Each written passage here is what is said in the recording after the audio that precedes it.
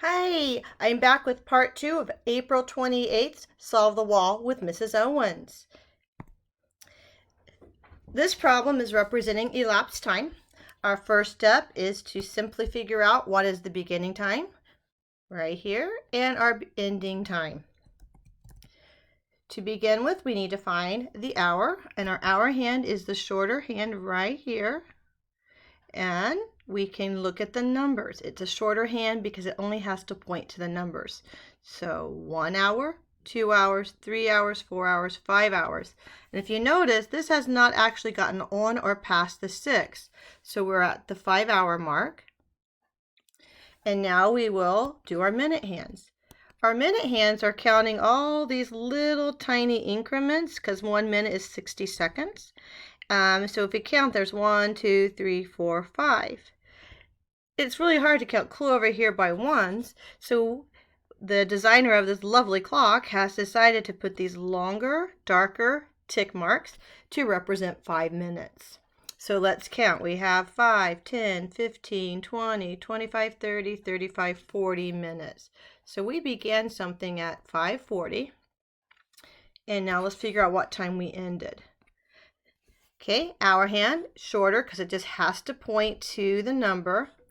And we've got 1 hour, 2 hour, 3, 4, 5, 6, 7. Now this one's really tricky because it is almost on the 8. And oftentimes people will say it is 8 o'clock.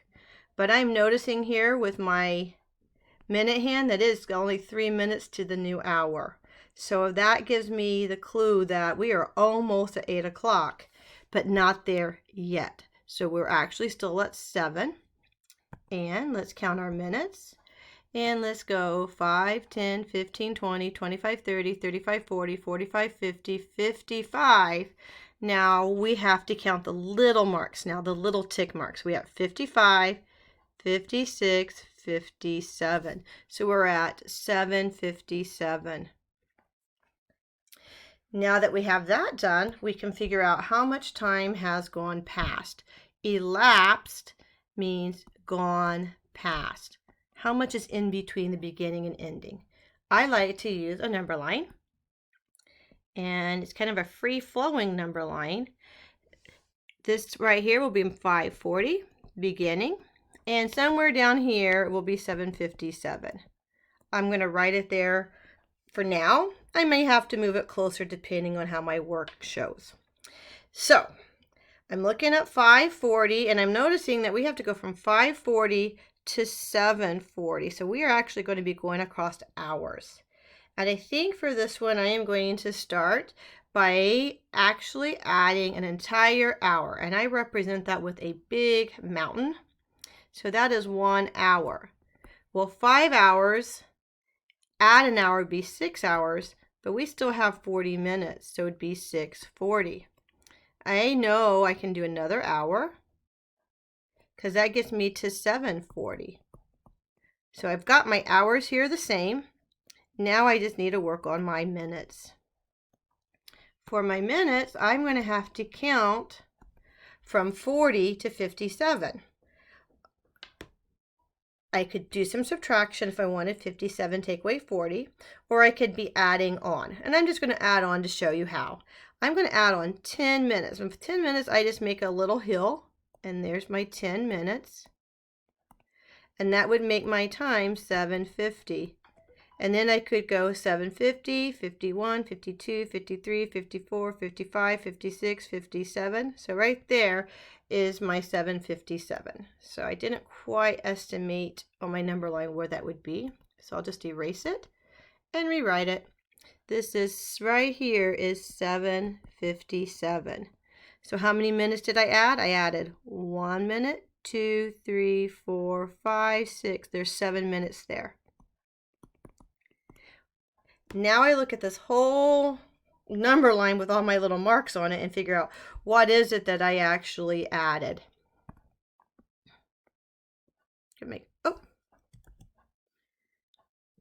Gonna make this just a little bit shorter so I can write in my answer box. So I added 1 steep hour, 2 mountains, that's 2 hours, so 2 hours. And now I added 10 plus 7 minutes and 17 minutes. So if we started an activity at 5:40 and ended the activity at 7:57, we would have done the activity for 2 hours and 17 minutes. Okay, let's move on to our next one. And this one is my favorite. It's story problems.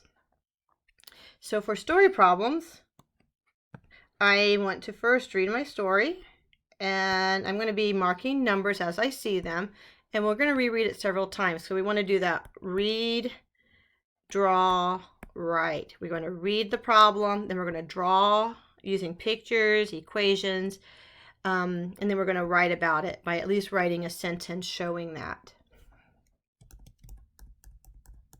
Okay, so let's read it. A group of 6 boys, I see a number there, so I'm going to circle it and the label. So a group of 6 boys collected rocks. They each collected 7 rocks, so there's another number. A group of girls collected a total of 64 rocks. How many more rocks did the girls collect than the boys? Okay, so I've read it one time. Now I'm going to go back and I'm going to kind of be thinking, what is the question? So I'm going to underline my question. How many more rocks did the girls collect than the boys? So that tells me that the boys collected a certain amount and the girls collected some, but the girls were more than the boys. Okay. I'm going to go back and read it again, this time with a focus on key words, because I saw some words that might help me, and this time I'm going to highlight them. A group of boys collect rocks. I see this word each.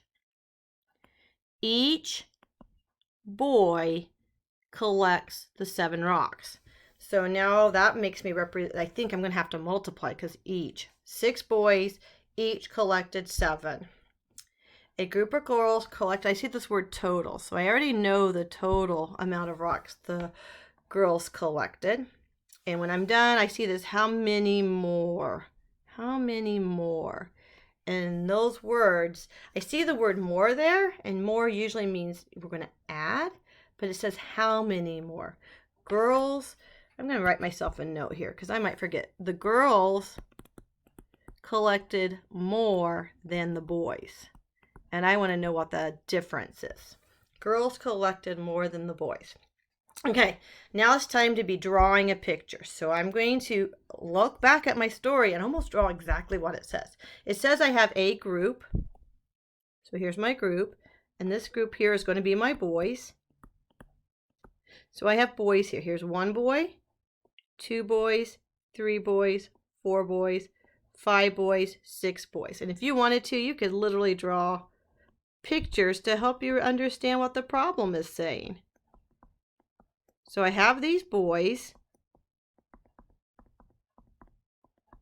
And if you do draw a picture to help you, this is not art time. This is just real quick sketches to understand. So I have 6 boys. I got that. They each collect 7 rocks. So this little boy here has 7 rocks. And this boy is going to have 7 rocks. And this boy is going to collect 7. And this boy collects 7, and so on. So I have each boy. Now I'm going to make sure I remember that that 7 is the rocks. I like to label things so I remember what everything means. 7 is rocks. Got it. The 6 down here are my boys. Okay. So if I am going to compare how many rocks they collect versus the girls, I better figure out how many rocks these boys collected. So I see that there's 1, 2, 3, 4, 5, 6. So I have 6 groups of 7 rocks. And I could sing my 7th song or my 7th song. If I know the fact, I could just know it. I could look at a number chart. But I know that that's going to be 42. So I know that these boys right here, the boys collected 42 rocks. Oops, didn't write that very well. And I know based on my story problem that the girls collected 64 rocks. So the girls did collect more than 42. Now the question is, how many more rocks did these girls collect? Well, I have a lot of strategies to show that, but I know that if they collected more, so they had 64 rocks total, and the boys collected, let's say, 42 rocks. I'm trying to figure out how many more these boys need to make it equal. And that amount right here is the difference between the boys and the girls. I could do a number line. I could start at 42 and I could count up to 64, or I could subtract. I'm just going to go ahead and add. I'm going to add 10. That gives me 52. I add another 10. That gives me 62. Then I can add 1 and 1. And I didn't quite get where I was supposed to be. So I'll just erase this. Oh, I erased the wrong thing. And this is where my 64 is. So the girls collected 22 more rocks. And I told you earlier, you could have subtracted because we want to know the difference. So there's the 22. So I need to write this in a complete sentence. I'm going to literally come up here and get rid of the how many. And I'm going to write the girls collected 22 more rocks than the boys. The girls